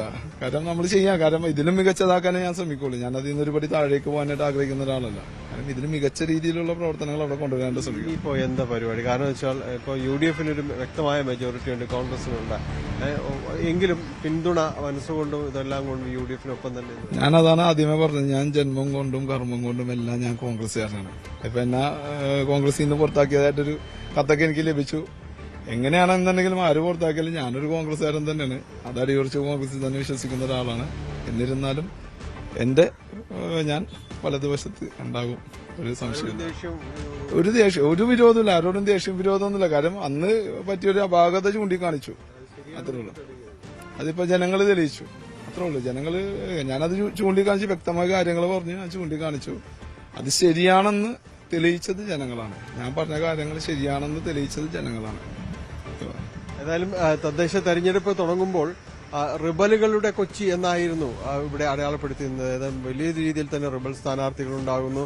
അത് കോൺഗ്രസിന് തന്നെ അവരുടെ അന്തകരായിട്ട് തന്നെ മാറും എന്നെല്ലാം തന്നെ ചൂണ്ടിക്കാണിക്കപ്പെട്ടത്. പക്ഷേ ഇപ്പോൾ UDF നല്ല മെജോറിറ്റിയിൽ തന്നെ ജയിച്ചിരിക്കുന്നു. കോൺഗ്രസ് മികച്ച വിജയം നേടിയിരിക്കുന്നു. റിബലായി മത്സരിച്ച ഏകയാള് വിജയിച്ചത് ബാസ്റ്റിൻ ബാബുവാണ്. തന്റെ നിലപാടും വ്യക്തമാക്കുന്നു. റിബലാണെങ്കിലും മനസ്സ് UDFനൊപ്പം തന്നെയാണ്, കോൺഗ്രസിനൊപ്പം തന്നെയാണ്. അതിനൊരു മാറ്റവും ഉണ്ടാകില്ല എന്ന് പറയുകയാണ്. ക്യാമറമാൻ ശ്യാംലാലിനൊപ്പം ഡാനി പോൾ, ന്യൂസ് 18 കൊച്ചി. ചില സമയത്ത് കളിയാക്കി പറയാറുണ്ട്, സ്വന്തം വോട്ട് പോലും കിട്ടില്ല എന്നൊക്കെ പറയാറുണ്ട്. പക്ഷേ അത് തന്നെ ഈ തെരഞ്ഞെടുപ്പിൽ ഒരിടത്ത് സംഭവിച്ചത്. പട്ടാമ്പിയിലെ LDF സ്വതന്ത്ര സ്ഥാനാർത്ഥിയാണ്. അദ്ദേഹത്തിന് ലഭിച്ചത് 0 വോട്ട്. 12ാം വാർഡിലെ ഹിദായത്ത് നഗറിലെ LDF സ്വതന്ത്ര സ്ഥാനാർത്ഥി അബ്ദുൾ കരീമിനാണ് 0 വോട്ട് ലഭിച്ചത്. UDFനെ തോൽപ്പിക്കാൻ CPM വെൽഫെയർ കൂട്ടുകെട്ടുണ്ടായി എന്നാണ് ആരോപണം. UDFന്റെ സിറ്റിംഗ് സീറ്റാണ് 12ാം വാർഡിൽ. UDF സ്ഥാനാർത്ഥിയായി മുസ്ലിം ലീഗിലെ TP ഉസ്മാനും വെൽഫെയർ പാർട്ടി സ്വതന്ത്രനായി KP സാജിദുമാണ് മത്സരിച്ചത്. UDF സ്ഥാനാർത്ഥിക്ക് 292 വോട്ടും വെൽഫെയർ പാർട്ടി സ്വതന്ത്ര സ്ഥാനാർത്ഥിക്ക് 208 വോട്ടും ലഭിച്ചു. വോട്ടെടുപ്പ് ദിവസം ഈ ബൂത്തിൽ മുസ്ലിം ലീഗ് വെൽഫെയർ പാർട്ടി പ്രവർത്തകർ തമ്മിൽ തർക്കവും ഉന്തും തള്ളുമൊക്കെ ഉണ്ടായിരുന്നു. മൂവാറ്റുപുഴയിൽ വ്യത്യസ്തമായ രീതിയിലായിരുന്നു അവിടുത്തെ വിജയാഘോഷം. കുഴലപ്പം വിതരണം ചെയ്ത് മാത്യു കുഴൽനാടൻ MLA. തെരഞ്ഞെടുപ്പ് വിജയം ആഘോഷിക്കുന്നതിന്റെ ഭാഗമായി നഗരത്തിൽ നടത്തിയ പ്രകടനത്തിലാണ് MLAയുടെ കുഴലപ്പ വിതരണം. മുമ്പ് മാത്യു കുഴൽനാടൻ MLAക്കെതിരെ നിരവധി പ്രതിഷേധങ്ങളിൽ ഡിവൈഎഫ്ഐയുടെയും LDFന്റെയും നേതൃത്വത്തിൽ പ്രകടനം നടത്തിയപ്പോൾ അവിടെ കുഴലപ്പം വിതരണം ചെയ്തിരുന്നു. മാത്യു കുഴൽനാടൻ എന്ന പേരിൽ നിന്ന് ഒരു പരിഹാസ രൂപത്തിലാണ് അവിടെ ഈ കുഴലപ്പ വിതരണമൊക്കെ നടന്നത്. കുഴലപ്പം മൂവാറ്റുപുഴയുടെ ദേശീയ ഭക്ഷണമായി ഏറ്റെടുക്കണമെന്നാണ് MLA പരിഹാസത്തോടെ പ്രതികരിച്ചത്. മൂവാറ്റുപുഴയിൽ ഇപ്പോൾ ഒരു സവിശേഷമായ പലഹാരമാണ് കുഴലപ്പം എന്ന് പറയുന്നത്. പ്രത്യേകിച്ച് ഞങ്ങളുടെ സുഹൃത്തുക്കൾക്ക്, പ്രത്യേകിച്ച് ഞങ്ങളുടെ മറുപക്ഷത്ത് നിൽക്കുന്നവർക്ക്, ഇടതുപക്ഷ ജനാധിപത്യ മുന്നണിയുടെ നേതാക്കന്മാർക്കും പ്രവർത്തകർക്കും, പ്രത്യേകിച്ച് CPM നേതാക്കന്മാർക്ക് ഏറ്റവും താല്പര്യമുള്ള, ഏറ്റവും ഇഷ്ടമുള്ള ഒരു പലഹാരമായി മൂവാറ്റുപുഴയിൽ കൊഴലപ്പം മാറിയിരിക്കുന്നത് കൊണ്ട് ഇന്നത്തെ വിജയത്തിൽ ആഹ്ലാദം പ്രകടിപ്പിച്ച് ഞങ്ങൾ കൊഴലപ്പം നാട്ടുകാർക്ക് എല്ലാവർക്കും വിതരണം ചെയ്യാണ്. ഇതിനു മുമ്പ് അവരും വിതരണം ചെയ്തിരുന്നു. മൂവാറ്റുപുഴയുടെ ഒരു ദേശീയ പലഹാരമായി കൊഴലപ്പം മാറട്ടെ എന്ന് പറഞ്ഞു നിർത്തട്ടെ. നന്ദി. ഇതിനിടയിൽ ചില ദുഃഖകരമായ വാർത്തകൾ കൂടിയുണ്ട്. തിരുവനന്തപുരം കോർപ്പറേഷനിലെ ഇടവക്കോട് വാർഡിൽ മത്സരിച്ച UDF സ്ഥാനാർത്ഥി PR സിനി അന്തരിച്ചു. 50 വയസ്സായിരുന്നു. 26 വോട്ടിനാണ് സിനി ഇവിടെ പരാജയപ്പെട്ടത്. അപര സ്ഥാനാർത്ഥി, സിനിയുടെ അതേ പേരുള്ള അപര സ്ഥാനാർത്ഥി ഇവിടെ 25 വോട്ട് പിടിച്ചിരുന്നു. തെരഞ്ഞെടുപ്പ് പരാജയത്തെ തുടർന്ന് ഇതിനെക്കുറിച്ച് ആലോചിച്ച് കടുത്ത മാനസിക സമ്മർദ്ദത്തിലായിരുന്നു സിനി എന്നാണ് അടുപ്പമുള്ളവർ പറയുന്നത്.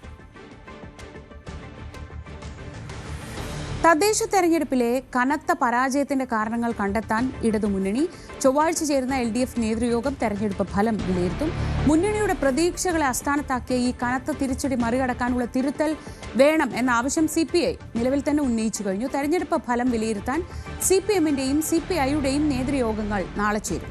CPM സംസ്ഥാന സെക്രട്ടേറിയറ്റും CPIയുടെ സംസ്ഥാന സെക്രട്ടേറിയറ്റ്, സംസ്ഥാന എക്സിക്യൂട്ടീവ് യോഗങ്ങളുമാണ് ചേരുന്നത്.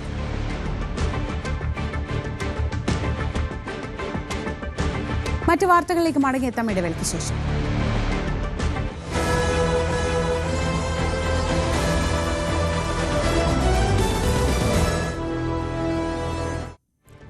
പാലക്കാട് തിരുമിറ്റക്കോട് വ്യവസായിയെ തോക്കു ചൂണ്ടി തട്ടിക്കൊണ്ടുപോയ കേസിൽ കീഴടങ്ങാനെത്തിയ പ്രതികളെ പോലീസ് കോടതിയിൽ നിന്ന് പിടിച്ചുകൊണ്ടുപോയി. പട്ടാമ്പി കോടതിയിൽ അഭിഭാഷകനൊപ്പം എത്തിയ 3 പ്രതികളെയാണ് ഷൊർണൂർ DYSP സ്ക്വാഡും ചാലിശ്ശേരി പോലീസും ചേർന്ന് പിടികൂടിയത്. തിരുമിറ്റക്കോട് ദുബായ് റോഡ് കൊഴുക്കാട്ടിരി പാലത്തിന് സമീപം വ്യവസായിയെ തോക്കു ചൂണ്ടി തട്ടിക്കൊണ്ടുപോയ കേസിലാണ് 3 പ്രതികൾ കൂടി പിടിയിലായത്. ഇതോടെ പിടിയിലായവരുടെ എണ്ണം 4ആയി. പട്ടാമ്പി കോടതിയിൽ കീഴടങ്ങാൻ എത്തിയപ്പോഴാണ് മജിസ്ട്രേറ്റ് ഹാളിന് മുൻപിൽ നിന്ന് പ്രതികളെ പോലീസ് ബലമായി പിടികൂടിയത്. വെള്ളിയാഴ്ച വൈകുന്നേരം 4:30 സംഭവം. മഫ്തിയിലെത്തിയാണ് പോലീസ് ഇവരെ പിടികൂടിയത്. പനമണ്ണ ആറുപുഴ ഷാഹിൻ, അനങ്ങനടി ഓവിങ്കൽ നജീബുദ്ദീൻ, പനമണ്ണ ഇയമ്മടക്കൽ ഫൈസൽ ബാബു എന്നിവരാണ് കസ്റ്റഡിയിലായത്. ഒറ്റപ്പാലത്തെ അഭിഭാഷകൻ മുഖേന കീഴടങ്ങാൻ അപേക്ഷയുമായി എത്തിയതായിരുന്നു മൂവരും. കോടതിയിലെത്തിയ വിവരം അഭിഭാഷകൻ മജിസ്ട്രേറ്റിനെ അറിയിക്കുകയും തുടർ നടപടികൾക്കായി കാത്തിരിക്കുകയും ചെയ്യുന്നതിനിടെയാണ് പോലീസ് പിടികൂടിയത്. ചാലിശ്ശേരി പോലീസ് രജിസ്റ്റർ ചെയ്ത കേസ് ഷൊർണൂർ ഡിവൈഎസ്പിയുടെ നേതൃത്വത്തിലുള്ള സംഘമാണ് അന്വേഷിക്കുന്നത്. വിഷയം മജിസ്ട്രേറ്റിനെ ധരിപ്പിച്ച ശേഷമാണ് 3 പേരെയും കോടതി വളപ്പിൽ നിന്ന് കസ്റ്റഡിയിലെടുത്തതെന്നാണ് പോലീസ് പറയുന്നത്. 3 പേരെയും എഫ്ഐആറിൽ പ്രതി ചേർക്കാൻ നടപടി സ്വീകരിച്ചതായി പോലീസ് അറിയിച്ചു. ന്യൂസ് 18 പാലക്കാട്. തിരുവനന്തപുരം നെടുമങ്ങാട് ഹോട്ടലിൽ ഗ്യാസ് സിലിണ്ടർ പൊട്ടിത്തെറിച്ച് അപകടമുണ്ടായി 3 പേർക്ക് ഗുരുതരമായി പരിക്കേറ്റു. ഇന്ന് രാവിലെ അഴീക്കോട് ഒറോസ ഹോട്ടലിലായിരുന്നു സംഭവം. ഇന്നലെ രാത്രി ഗ്യാസിന് ലീക്ക് ഉണ്ടായിരുന്നു. പുലർച്ചെ വെള്ളം തിളപ്പിക്കാനായി തീ കത്തിച്ചപ്പോഴാണ് അപകടമുണ്ടായത്. കടയിലുണ്ടായിരുന്ന ഗ്ലാസും പാത്രങ്ങളും പൊട്ടിത്തെറിച്ചു. ഹോട്ടൽ ജീവനക്കാരായ രാജി, സിനി എന്നിവർക്കും ചായ കുടിക്കാനെത്തിയ നവാസുമാണ് പരിക്കേറ്റത്.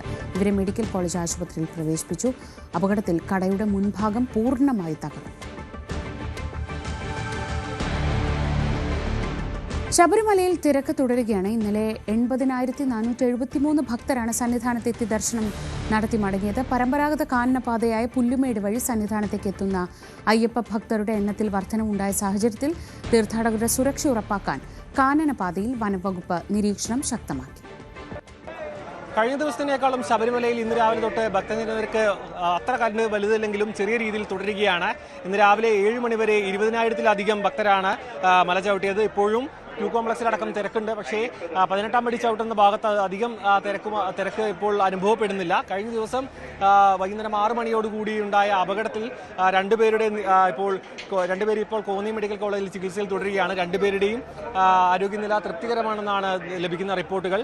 അതിനൊപ്പം തന്നെ 5 പേർ, അതായത് 5 പേർക്ക് പരിക്കേറ്റ ആന്ധ്ര സ്വദേശികളായ 5 പേരെ പോലീസിന്റെ സഹായത്തോടുകൂടി ചെങ്ങന്നൂരിൽ നിന്നും ചെങ്ങന്നൂർ റെയിൽവേ സ്റ്റേഷനിലേക്ക് എത്തിച്ചിരുന്നു. അവിടെ നിന്നും അവർ നാട്ടിലേക്ക് മടങ്ങുകയാണ് ചെയ്തത്. ഇന്ന് തിരക്ക് നിയന്ത്രണ വിധേയമാണ്. പക്ഷേ ഈ ഒരു പുൽമേട് സത്രം വഴിയുള്ള ഈ ഒരു ഭക്തജന തിരക്ക് കൂടുന്നതിനാൽ ആ ഭാഗത്ത് കൂടുതൽ നിയന്ത്രണങ്ങളും ഒപ്പം തന്നെ നിരീക്ഷണവും ഏർപ്പെടുത്താനുള്ള പോലീസിന്റെ തീരുമാനമുണ്ട്.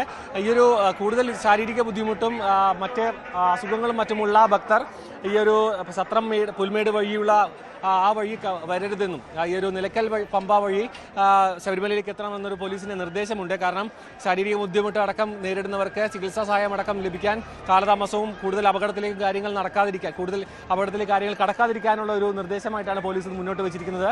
ഇനി വരും ദിവസങ്ങളിലും തിരക്ക് തുടരാനാണ് സാധ്യത. കാരണം തെരഞ്ഞെടുപ്പിന്റെ ഫലം വന്നതിന് ശേഷം ഇനിയിപ്പോൾ കേരളത്തിൽ നടക്കുന്ന മലയാളി സ്വാമിമാരടക്കം കൂടുതൽ സന്നിധാനത്തേക്ക് എത്താനാണ് സാധ്യത.